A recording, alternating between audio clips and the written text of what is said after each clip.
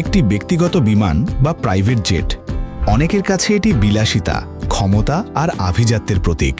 কিন্তু জানেন কি, বিমান কেনা আসলে খরচের শুরু মাত্র। আসল চ্যালেঞ্জ হলো সেটিকে বছরের পর বছর সচল রাখা।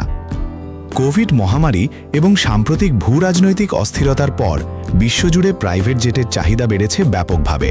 2019 সালের তুলনায় ব্যক্তিগত বিমানের উড্ডয়ন বেড়েছে প্রায় 34%। কিন্তু একটি প্রাইভেট জেটের মালিক হতে ঠিক কত টাকা লাগে? প্রথমেই আসি কেনার খরচে। ছোট দূরত্বে চলাচলের জন্য একটি লাইট জেট কিনতে খরচ শুরু হয় প্রায় 18 কোটি টাকা থেকে, আর দূরপাল্লার বড় জেট কিনতে গেলে গুনতে হতে পারে 118 কোটি থেকে প্রায় 1000 কোটি টাকা পর্যন্ত। তবে বিমান কেনার পরই শুরু হয় নিয়মিত খরচের আসল অধ্যায়। বিশেষজ্ঞদের মতে একটি বিমানের বার্ষিক রক্ষণাবেক্ষণ খরচ হতে পারে তার মূল দামের 5 থেকে 10%।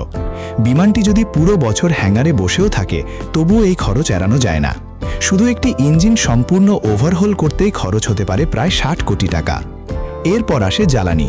বিমান কতটা উড়ছে তার উপর নির্ভর করে বছরে জ্বালানি খরচ হতে পারে প্রায় 6 কোটি থেকে 24 কোটি টাকা পর্যন্ত। আর যদি আলট্রা লং রেঞ্জ জেট ব্যবহার করেন, তাহলে প্রতি মাসেই শুধু জ্বালানির পেছনে খরচ হতে পারে 75 লাখ টাকারও বেশি। এরপর রয়েছে পাইলট এবং ক্রুদের বেতন। একজন অভিজ্ঞ পাইলটের বার্ষিক বেতন 1 কোটি থেকে 3.5 কোটিরও বেশি হতে পারে। অনেক ক্ষেত্রে নিরাপত্তার জন্য 2 জন পাইলট রাখতে হয়। পাশাপাশি কেবিন ক্রু, বিদেশে থাকা খাওয়া এবং ভ্রমণ ব্যয়ও মালিককেই বহন করতে হয়। এতেই শেষ নয়, ধনী মালিকদের অনেকেই বিমানের ভেতরটা নিজেদের পছন্দ মতো সাজিয়ে নেন। একটি মাঝারি আকারের বিমানের ইন্টেরিয়ার পরিবর্তন করতে খরচ হতে পারে 13 থেকে 33 কোটি টাকা।